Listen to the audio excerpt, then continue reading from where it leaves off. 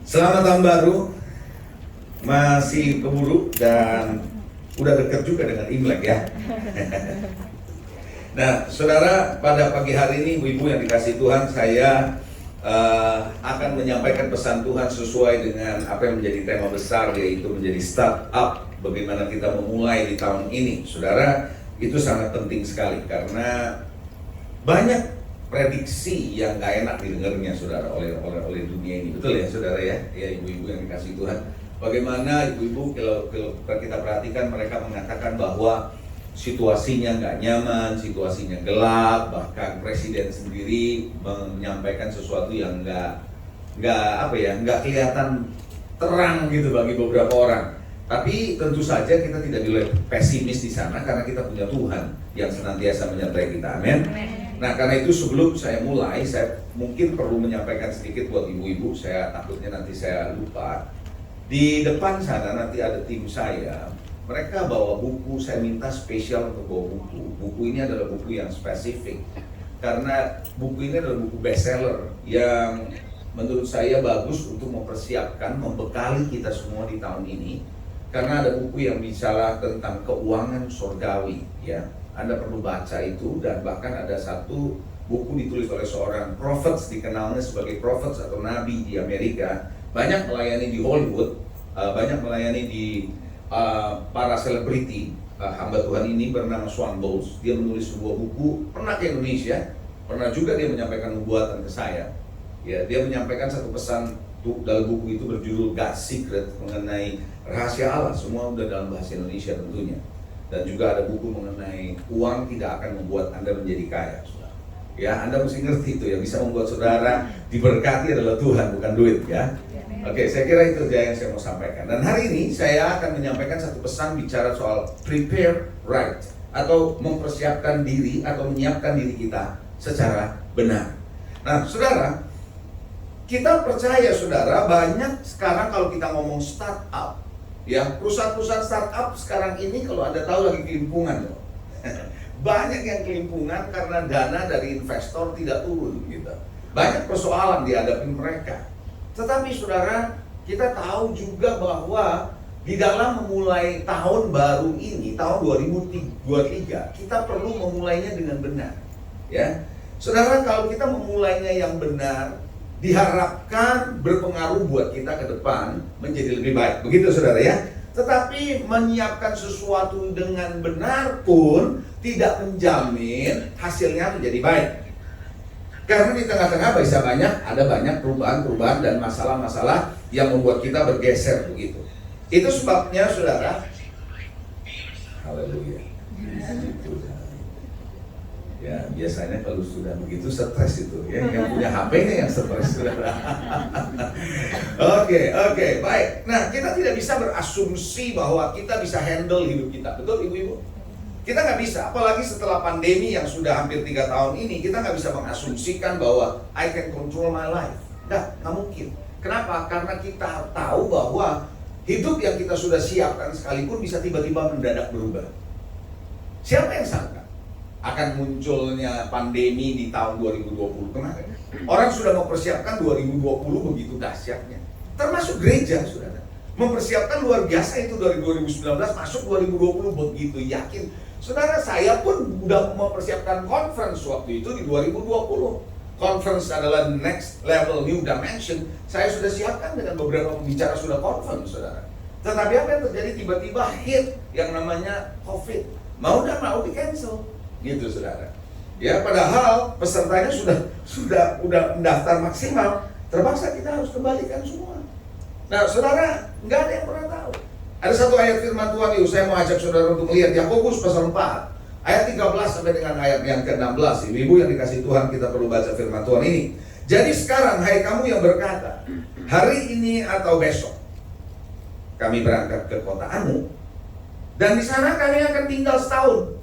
Lalu katanya berdagang serta mendapat cuan, mendapat untung.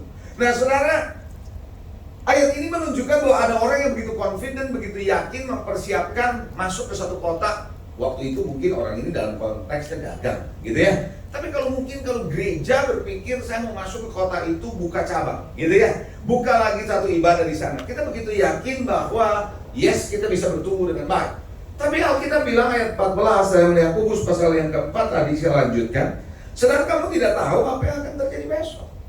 You don't know apa yang bakal terjadi besok. Apa arti hidupmu? Hidupmu itu seperti uap yang sebentar saja kelihatan lalu lenyap. Sebenarnya kamu harus berkata, jika Tuhan menghendakinya, kami akan hidup dan berbuat ini dan berbuat itu. Jadi harus ada keterlibatan Tuhan, ibu-ibu yang dikasihi Tuhan. Tetapi sekarang kamu memegahkan diri dalam congkakmu, dan semua kemegahan yang demikian adalah jadi tidak ada yang pasti. Coba bilang begini sama-sama saya, tidak ada yang pasti. Nggak pernah ada yang pasti, hanya satu yang pasti, ketidakpastian. Halo? Nggak ada yang pasti dalam hidup ini, hanya satu yang pasti adalah ketidakpastian. Besok, lusa, minggu depan, tahun depan, Anda pasti menghadapi ketidakpastian. Karena semua berubah begitu cepat. Ketidakpastian ekonomi, ketidakpastian bisnis, 2023, terus langsung masuk 2024 lagi kan? 2024 kita tahu di negeri kita sedang pilpres, ya kan? Nah, oleh karena itu saudara, kita harus tetap kuat bersama dengan Tuhan. Kemarin saya lagi bicara, juga ada pertemuan Zoom dengan beberapa orang, saudara. Saya katakan bahwa ada hal-hal yang kita nggak boleh berubah. Kita harus berani untuk tidak berubah. Dunia mengajar kita berubah, tapi anak Tuhan harus punya keberanian untuk berkata, no, saya tidak akan pernah mau berubah. Dalam hal apa? Dalam hal kebenaran, saudara. Dalam hal dasar firman Tuhan, jangan sampai kita berubah. Amin, saudara. Teknologi boleh berubah, cara-cara baru boleh berubah, kita boleh ikuti, tetapi ada hal yang belum tentu kita bisa ikutin berubah. Ketika kita ngikut berubah sama mereka, maka kita akan habis. Tapi kita harus berani berdiri dan berbeda dari yang lain. Ada amin? Secara khusus apalagi kita anak Tuhan dan gereja Tuhan, saudara. Nah, di tengah ketidakpastian yang adalah pasti itu, saudara, ada beberapa hal yang Anda dan saya harus hindari. Saya ulangi, ada beberapa hal yang Anda dan saya harus hindari. Di tengah ketidakpastian, makin kita lakukan ini, makin kita berbahaya dalam hidupnya. Ada 3 hal, tidak ada di slide saya, tapi saya mau sampaikan kepada saudara beberapa hal. Yang pertama adalah, jangan bereaksi keliru. Jangan bereaksi salah. Sadar atau tidak sadar, di tengah ketidakpastian, kita bisa jadi panik. Nah, ketika kita panik, omongan kita jadi salah. Halo, ketika omongan kita salah, reaksi kita bisa salah. Nah, ketika reaksi kita salah di tengah ketidakpastian yang gak jelas, itu yang bikin kondisi semakin runyam. Dalam bisnis, kalau Anda ibu-ibu yang ada pengusaha, ketika Anda mengalami ketidakpastian, jangan mengadakan atau bereaksi secara bangsa Israel ketika melewati perjalanan padang gurun yang tidak pasti kapan selesainya, mereka bereaksi salah. Saudara, orang Kristen itu ketahuannya atau kelihatan isinya adalah ketika menghadapi persoalan, betul apa enggak?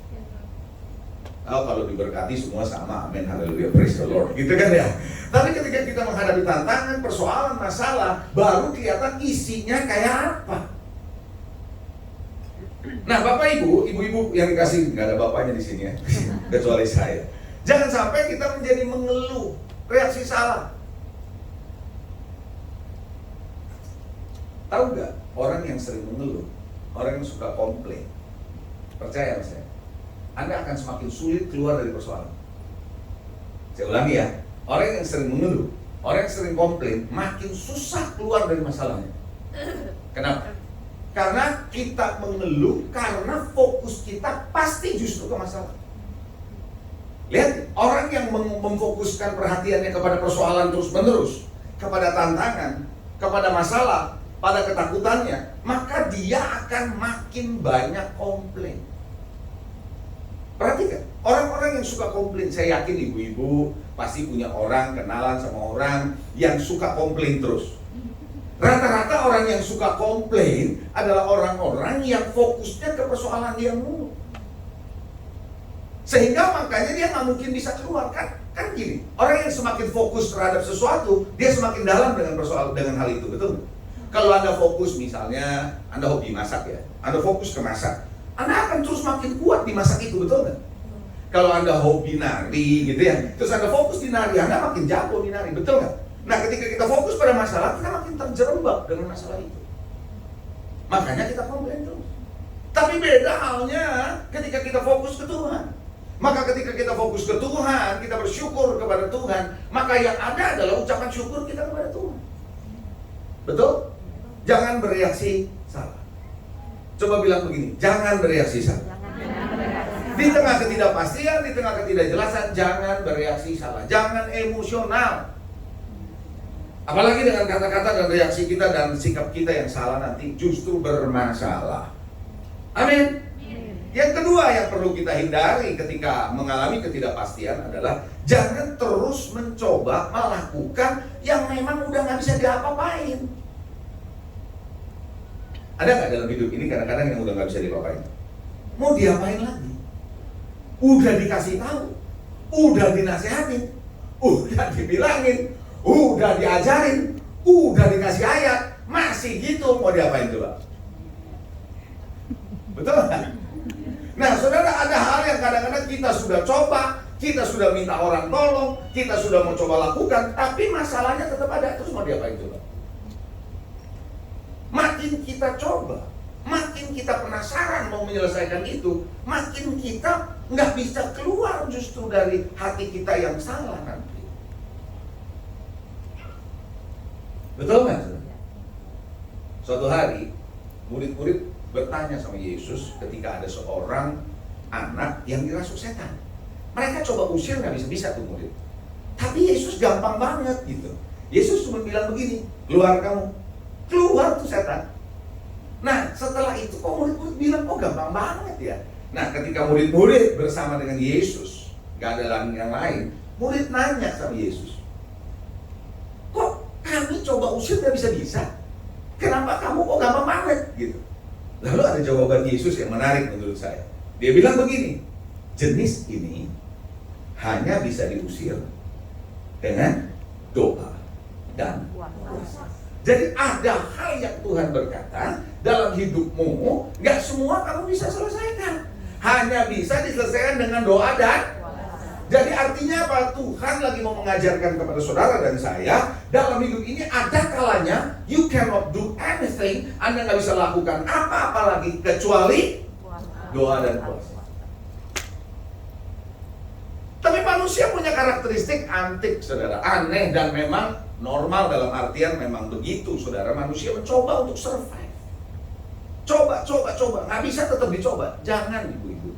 Kalau udah nggak bisa, apa? Berdoa. Amen? Itu akan jauh lebih baik. Sehingga kamu akan mendapat kekuatan dari Tuhan.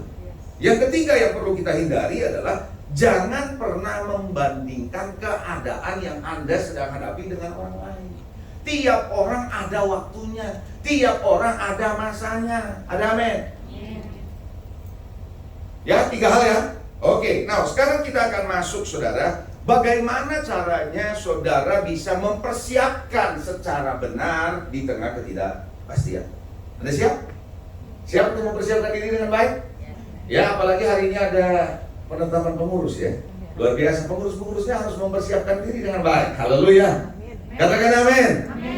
Nah, mempersiapkan diri yang baik di tengah ketidakpastian yang pertama adalah kita harus bisa menempatkan persoalan, masalah, tantangan secara proporsional. Secara apa? Proporsional. Mari saya akan ajak Anda lihat satu ayat firman Tuhan. 1 Korintus 10 ayat yang ke-13. 1 Korintus 10 ayat 13. Ayat ini penting buat kita baca untuk menjelaskan poin pertama ini. Pencobaan-pencobaan yang kamu alami adalah pencobaan-pencobaan apa? Coba bilang biasa. Coba bilang itu biasa. Oke. Yang tidak melebihi kekuatan manusia sebab Allah setia. Dan karena Ia tidak akan mencobai kamu, membiarkan kamu dicobai melampaui kekuatanmu. pada waktu kamu dicobai, Ia akan memberikan kepadamu apa?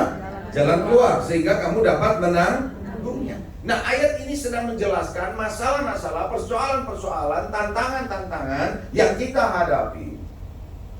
Itu biasa. Kenapa Tuhan bilang biasa? Kalau kamu melibatkan Tuhan, itu biasa. Karena Tuhan itu setia. Artinya kita memberi perhatian pikiran kita, hati kita, fokus kita juga ke Tuhan, bukan ke masalah doang. Berita-berita selama pandemi, selama tsunami, selama apapun, seringkali beritanya tidak proporsional. Yang membuat kita menjadi ketakutan, yang membuat kita jadi parno. Betul nggak, saudara? Karena di luar proporsinya. Betul begitu, saudara? Sehingga tanpa disadari, pada akhirnya kita terbawa dan termakan dengan berita yang belum tentu. Sampai sini paham? Nah, oleh karena itu ibu-ibu yang dikasihi, jangan biarkan ketika Anda menghadapi ketidakpastian, jangan keluar dari konteks firman Tuhan. Kalau enggak, Anda akan melihat masalah, terlalu fokus, terlalu memperhatikan itu sampai tidak lagi proporsional. Saya percaya, ketika saya hanya memperhatikan speaker ini misalnya, saya hanya cuma bisa melihat ini, karena fokus saya ke sini terus. Padahal ada orang begini banyak, betul? Saya nggak bilang cuma ada ini, tapi harus ada yang lain. Kalau saya hanya melihat ini saja, hanya melihat speaker saja, maka saya menempatkan speaker tidak proporsional. Harusnya ini ada di antara yang lain, betul nggak, saudara? Jadi ketika Anda menghadapi persoalan, masalah ketidakpastian, Anda harus menempatkan itu dalam proporsional bersama dengan Tuhan. Ada amin? Jadi artinya apa? Izinkan Tuhan terlibat. Coba katakan sama-sama saya begini, izinkan Tuhan terlibat dalam hidup saya. Kita harus izinkan Tuhan terlibat. Kalau enggak, yang ada adalah kita nggak melihat bahwa ada masalah bisa diselesaikan. Saya sering dapati orang begitu. Saya kalau konseling atau orang datang konseling ke saya, seringkali yang selalu dia fokuskan melihat kondisi keluarganya secara tidak proporsional. Melihat istrinya, melihat suaminya tidak proporsional. Yang selalu dilihat jeleknya terus. Betul? Kadang-kadang kita kalau melihat orang suka yang lihatnya jeleknya terus kan. Percaya nggak Anda? Setiap orang ada sisi baik dan sisi buruk. Nggak semuanya buruk. Oh tapi pastor, nggak tahu sih suami saya atau istri saya, anak saya, mertua saya, nggak ada yang bagusnya gitu. Pernah nggak dengar orang ngomong gitu? Dia mah nggak ada bagusnya, yang ada jeleknya terus gitu. Pernah lihat gitu? Pernah dengar orang ngomong gitu? Kenapa? Karena dia tidak proporsional lagi. Karena emosinya sudah terbawa.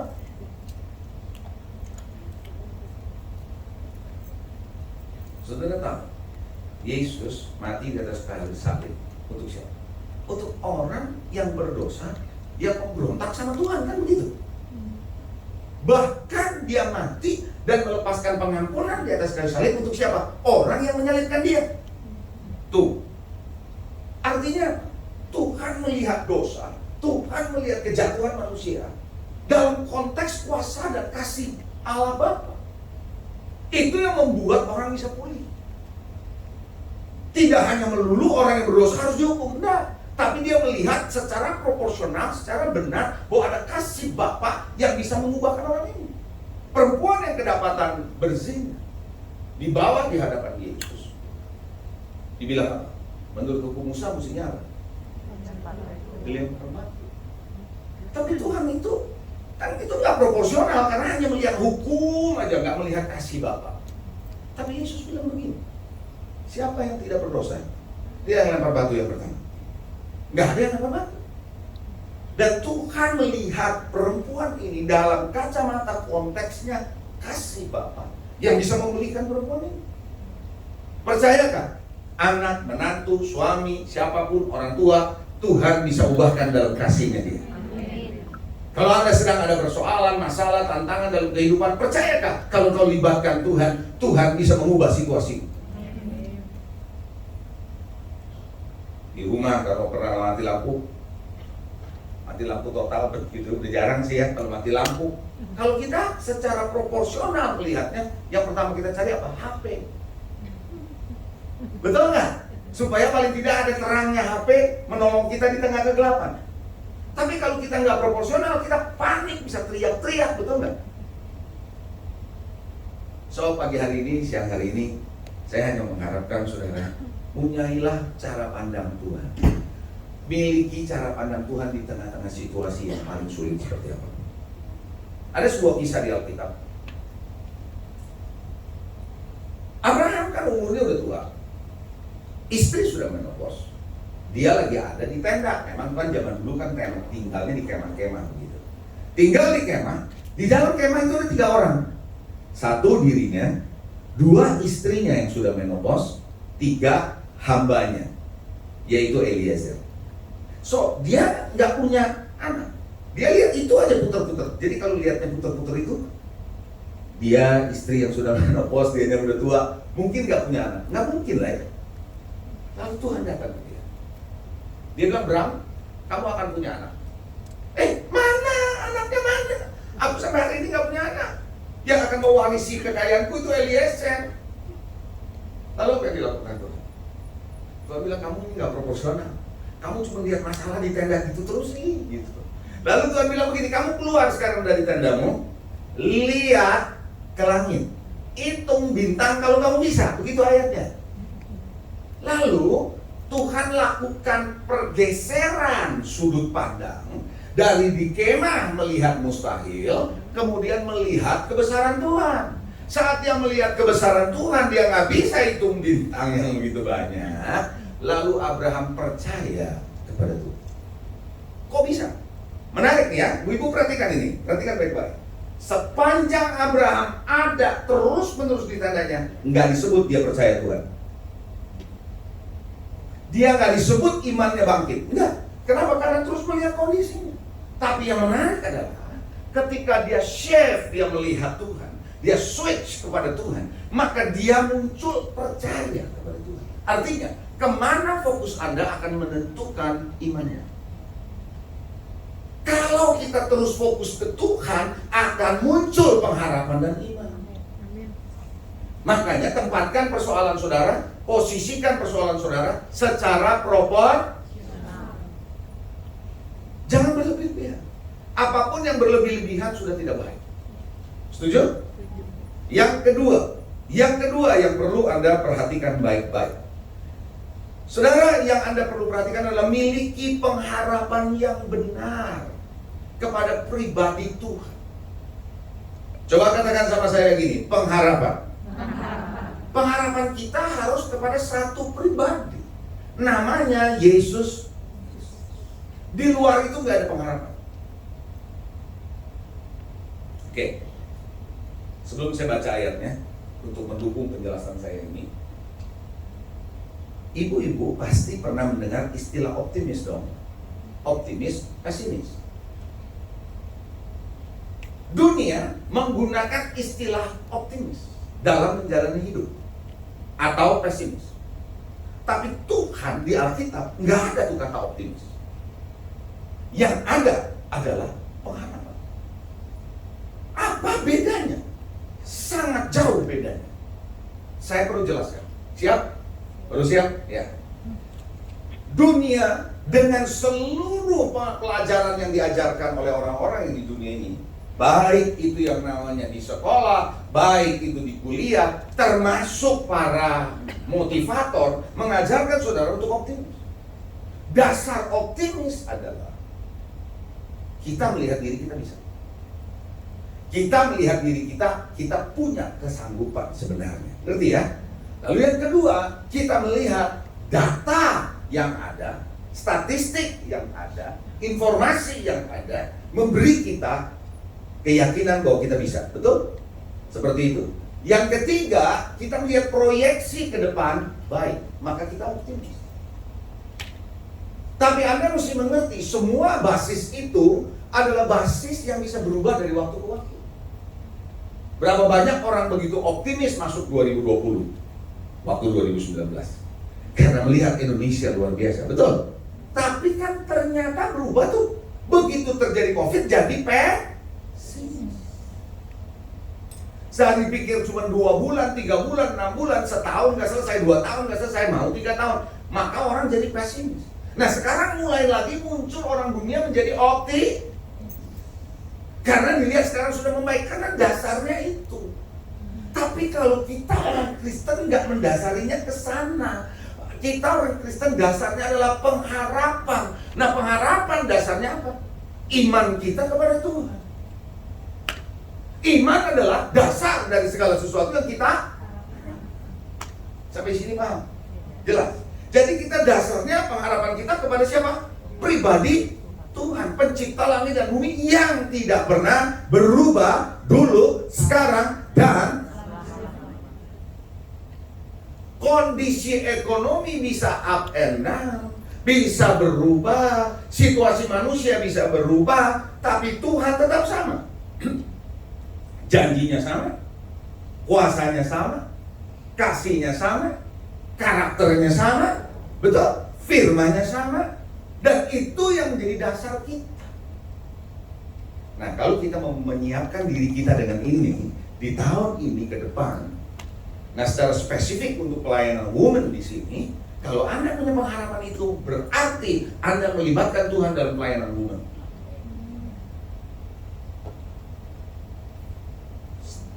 Melayani bukan cuma bilang, oh kalau woman susah ya melayaninya ya. Pria juga susah, sama aja. Soalnya jangan pikir kalau pria lebih gampang, belum tentu. Bahkan kadang-kadang bisa lebih sulit. Setiap orang masalahnya memang masalah pribadi manusia berbeda-beda, betul. Pelayanan anak emang gampang, ya nggak gampang juga. Semua pelayanan susah. Tapi kita harus libatkan, prepare right. Katakan amin. Yeremia 17 ayat ke-5 sampai ayat ke-8 sebagai ayat pendukung dari apa yang saya bahas hari ini. Yeremia 17 ayat 5 sampai dengan ayat yang ke-8.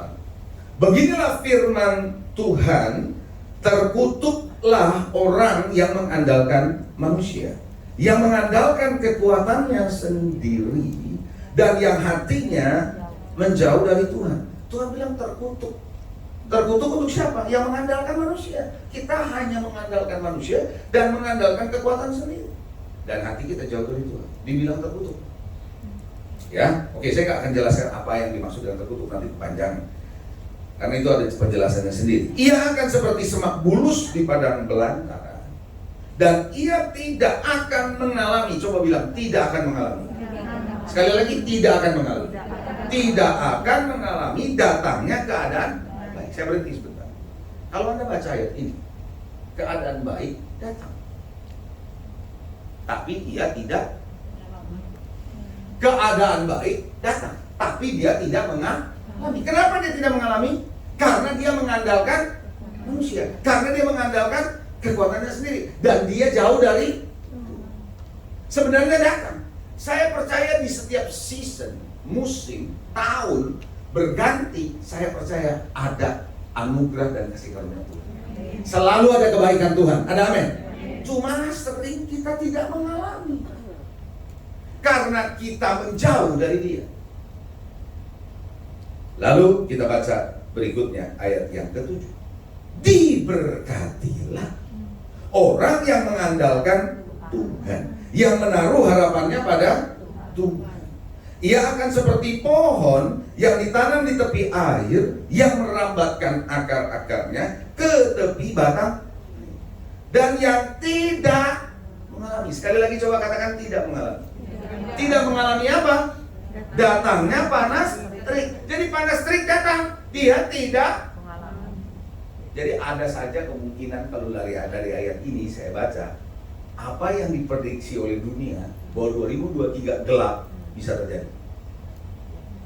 Bisa terjadi. Dunia prediksi itu. Tapi kalaupun itu gelap, ada spotlight dari Tuhan yang membuat saudara bisa hidup dalam terangnya Tuhan. Kalau Anda lagi ada acara di gereja, lagi acara Natal, panggung gelap, tapi tiba-tiba ada satu orang muncul, itu spotlight buat dia. Betul apa enggak? Saya percaya di tengah kegelapan 2023, ketika engkau membangun pengharapan saudara pada Tuhan, ada spotlight Tuhan yang menyorot saudara untuk Anda tidak tinggal dalam kegelapan. Diberkatilah orang yang seperti itu, yang daunnya tetap hijau, yang tidak khawatir dalam tahun kering, dan tidak berhenti menghasilkan. Tahun ini boleh bilang orang kering susah, percayalah, tidak akan mengalaminya kalau kita berharap kepada Dia. Katakan amin. Itu sebabnya saudara, kita harus berserah, kita harus berharap. Berharap kalau yang ke depan bersama dengan Tuhan itu pasti baik, karena Tuhan menyediakan hari esok yang penuh dengan. Dan kita berserah, kita mempercayakan hidup ini di tengah ketidakpastian kepada Tuhan. Amin. Yang ketiga, yang terakhir, sebelum saya nanti serahkan kepada Ibu, ya. Saudara, yang ketiga, mendengar firman Allah dan melakukan. Saya percayalah ibu-ibu ini yang rajin ikut ibadah dengar khotbah. Betul? Bahkan ada orang yang bukan cuma dengar khotbah di gereja saja, di YouTube, di reel, dicari, dia dengar. Ya, bagus daripada dengerin yang enggak. Betul nggak saudara? Bagus dong, dengerin firman bagus dong. Tapi persoalannya, kita bukan cuma dengar, tapi kita harus melakukan. Kenapa? Yang membuat kita tidak ngalamin breakthrough atau terobosan setelah mendengar firman cuma satu step, yaitu melangkah. Itu doang. Itu aja.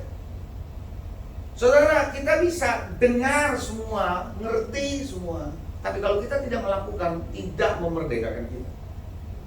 Maksudnya apa? Begini. Di kitab Yohanes ada tertulis begini ya ibu-ibu ya. If, dalam bahasa Inggris dulu saya bacain. If you know the truth will set you free. Jikalau engkau mengetahui kebenaran, maka kebenaran itu akan memerdekakan. Nah, kata bahasa Indonesianya atau bahasa Inggrisnya adalah know, mengetahui. Kita berpikir yang penting saya tahu firman. Enggak. Itu bukan know pengetahuan, bukan. Tapi kata know bahasa aslinya, kata mengetahui bahasa aslinya, itu seperti perangko dan amplop nempel sehingga susah dilepas. Dan kata know dipakai oleh Tuhan ketika Adam bersetubuh dengan istrinya Hawa. Dikatakan Adam know his wife. Jadi dia bersetubuh, menyatu. Nah, hal yang sama ketika firman Tuhan cuma sekedar kita dengar dan tahu, belum menyatu sama kita. Halo? Oke. Saya tanya deh, gini ibu-ibu. Anda lebih perlu jalan keluar atau firman Tuhan? Ayo. Mana yang lebih penting? Jalan keluar yang lagi ada masalah atau firman Tuhan? Ayo. Saya nggak bilang dua-duanya. Pilih salah satu. Mana yang lebih penting? Benar? Yes. Why? Kenapa? Ini persoalannya. Banyak orang Kristen kepengennya cari jalan. Kalau dikasih firman, Pak jangan teori melulu, gitu bahasanya. Halo? Ngerti nggak? Kenapa? Alkitab bilang begini. Saya perlu ajarin ibu-ibu ya. Karena banyak orang berpikir di gereja-gereja yang penting cari jalan keluar. Step 1, step 2, step 3. Bukan itu sebenarnya. Firman yang dia perlukan. Kenapa? Alkitab jelas Ibrani 11 bilang, ayat 3 bilang begini. Alam semesta telah dijadikan oleh firman. Saya ulangi, Ibrani 11 ayat 3 bilang alam semesta telah dijadikan oleh firman. Jadi semesta alam yang gak ada apa-apanya jadi ada karena kalau Anda baca di Alkitab kejadian dari kejadian pasal 1 hari pertama sampai hari ke-5 semua jadi karena Tuhan ngomong. Betul? Firman berarti ada power, ada substansi, ada materi, bisa membuat yang nggak ada menjadi ada. Betul apa enggak?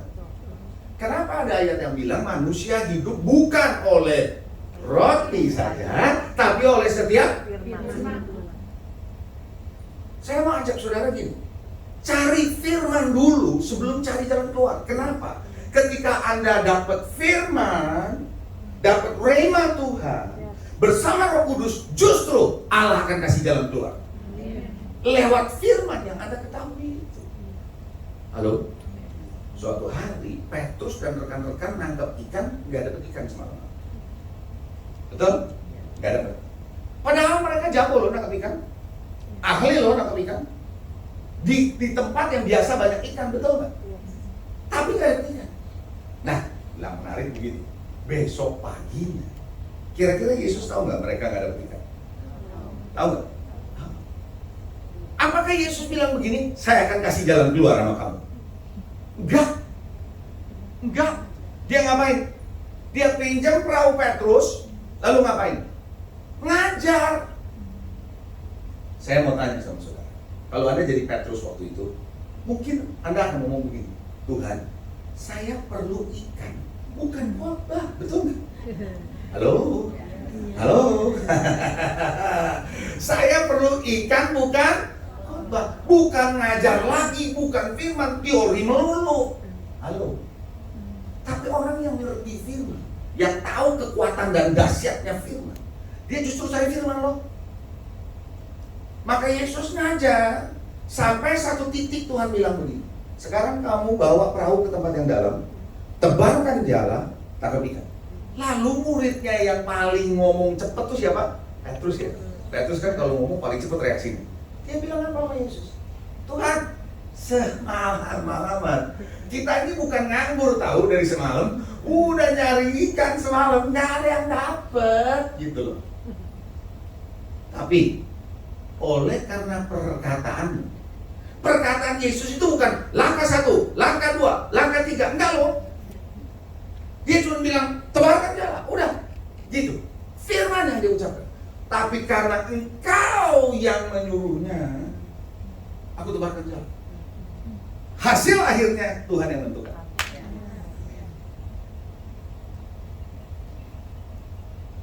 Saya mau ajak saudara di tahun ini, jangan cuma cari jalan keluar, cari firman, dapatkan firman.